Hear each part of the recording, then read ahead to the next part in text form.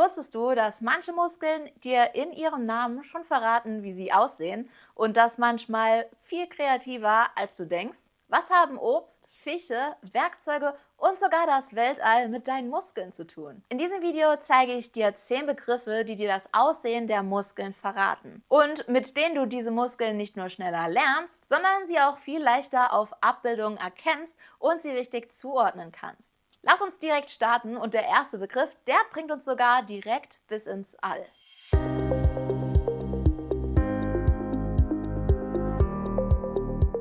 Der erste Begriff, den wir uns anschauen, ist Orbicularis. Das meint so viel wie ringförmig. Und ich habe mir das Ganze mit dem Orbit, also mit dem Weltall und den ringförmigen Kreisen gemerkt. Und wenn wir uns die Muskeln anschauen, die diesen Begriff, also Orbicularis, beinhalten, wird auch ganz schnell klar, warum.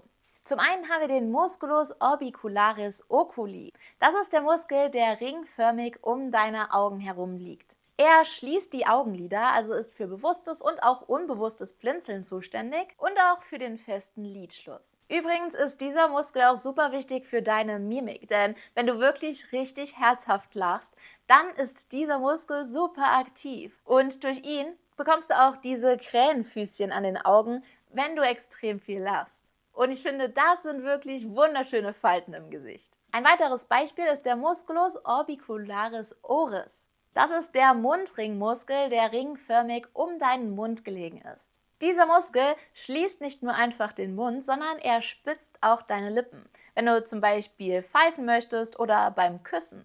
Und natürlich ist er auch super wichtig beim Sprechen, damit du dich richtig artikulieren kannst. Vom spektakulären Weltall, also dem Begriff Orbicularis, vom Orbit, kommen wir jetzt etwas unspektakulärer zum nächsten Begriff, nämlich Teres. Teres meint so viel wie zylindrisch oder rundlich. Na, fallen dir schon ein paar Muskelnamen mit Teres ein?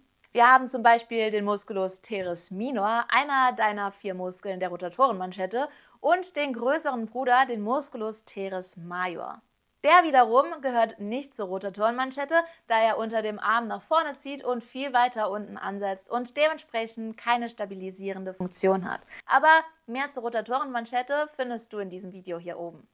Aber nicht nur am Schulterblatt gibt es den Begriff Teres, sondern auch in den Unterarmmuskeln. Beim Musculus pronator teres, einer deiner Muskeln im Unterarm, der für die Pronation zuständig ist, also für das nach unten drehen deiner Handinnenfläche. Davon gibt es aber wie gesagt nicht nur einen, den rundlichen pronator teres, sondern es gibt noch einen zweiten, den Musculus pronator quadratus. Und damit kommen wir auch schon zum nächsten Begriff, nämlich Quadratus, was so viel wie viereckig oder quadratisch meint. Andere Beispiele mit dem Begriff Quadratus sind zum Beispiel der Musculus quadratus lumborum.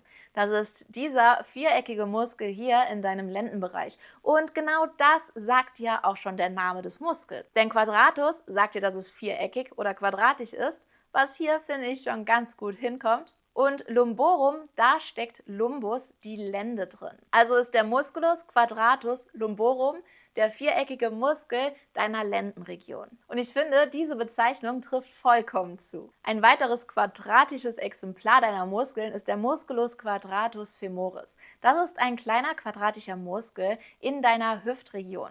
Der zieht am hinteren Bereich deines Os ischii los und zieht dann an deinen Oberschenkel. Und auch hier kommt diese quadratische Form, finde ich, ganz gut zum Vorschein. Und dadurch fällt es dir auf anatomischen Abbildungen auch generell viel einfacher, diesen Muskel zu finden. Du musst so gesehen eigentlich nur nach dem quadratischen Muskel dort in dieser Region schauen. Denn in dieser Region liegen noch einige andere Muskeln, die man schnell mal vertauschen kann. Unter anderem nämlich unser nächster Muskel, der Musculus piriformis. Von dem hast du vielleicht schon mal gehört. Und der Musculus piriformis, der verrät dir auch schon super viel über seine Form. Denn kannst du dich noch an den Anfang des Videos erinnern, als ich gesagt habe, dass manche Muskeln sogar wie Obst heißen? Piriformis, das bedeutet nämlich birnenförmig. Dieser Muskel startet nämlich relativ oval an deinem Becken und zieht dann länglich rüber zum Oberschenkel. Und damals hat die Anatomen anscheinend diese Form an eine Birne erinnert. Gar nicht mal so abwegig, oder? So, kommen wir jetzt zu einem Muskel, der seinem Namen alle Ehre macht. Der Musculus gracilis. Und gracilis, das kann man sich, denke ich, ganz gut schon herleiten, was das bedeutet. Vor allen Dingen, wenn du ihn hier siehst. Gracilis meint immer so viel wie grazil oder schmal. Und ich finde, das trifft auf den Muskel auf jeden Fall zu. Der zieht nämlich von deinem Schambein direkt runter an der Innenseite an die Tibia, also an dein Schienbein. Und wenn wir am Schienbein schon sind, drehen wir das doch einmal um. Dort liegt nämlich der nächste Muskel verborgen, der Musculus soleus. Im Deutschen wird der auch als Schollenmuskel bezeichnet, denn soleus, das bedeutet schollenförmig. Und für alle, die keinen Plan haben, wie so eine Scholle aussieht, habe ich sie hier mal schematisch eingeblendet. Ziemlich glatt und ziemlich breit. Eben genau wie der Musculus soleus. So, und nachdem du jetzt weißt, welchen Muskel ich gemeint habe, der aussieht wie ein Fisch, also der Musculus soleus, der Schollenmuskel, geht es jetzt eine gute Etage weiter nach oben zu deiner Rückenmuskulatur. Genauer gesagt zum Musculus rhomboideus. Und rhomboideus, das meint rautenförmig. Und wenn wir uns den Muskel mal anschauen, dann kann man diese Raute, finde ich, auch sehr gut erkennen. Wir haben zum einen den Musculus rhomboideus major, also den größeren Rautenmuskel, und oben drüber den Musculus rhomboideus minor, also den kleineren Rautenmuskel. Wie du siehst, kommen die auch im Doppelpack vor, also einen größeren und einen kleineren. So, kommen wir jetzt aber zu dem Muskel, der seinen Namen aufgrund seiner Ähnlichkeit zu einem Werkzeug hat. Der Musculus serratus anterior. Der wird im Deutschen auch als Sägemuskel bezeichnet, aufgrund seiner sägeförmigen Form, also diese Zacken, die nach vorne an die Rippen ziehen. Und dieser Muskel ist auch super relevant für die Stabilität deines Schulterblattes und die Kraftübertragung auf den Arm.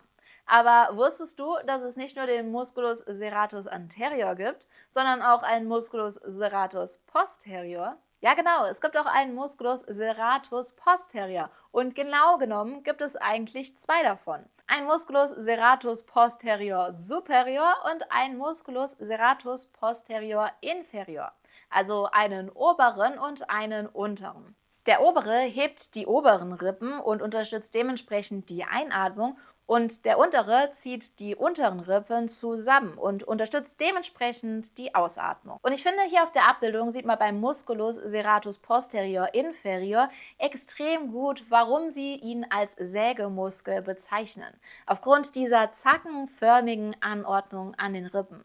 Die, finde ich, erinnern auf jeden Fall an so ein Sägeblatt. Kommen wir jetzt zu den letzten zwei Muskeln, die du wahrscheinlich auch kennst. Zum einen haben wir den Trapezius natürlich. Das meint trapezförmig und wenn wir uns diesen riesengroßen Muskel anschauen, ist auch klar, warum dieser Muskel so heißt. Im Deutschen wird dieser Muskel übrigens auch als Kapuzenmuskel bezeichnet. Und abschließend haben wir noch den Begriff Deltoideus. Deltoideus, das kommt vom griechischen Delta und meint 3. Also Deltoideus meint dementsprechend dreieckig. Das ist dieser super prominente Muskel rund um dein Schultergelenk. Und warum dieser Muskel diese Bezeichnung hat, ist, denke ich, ziemlich klar.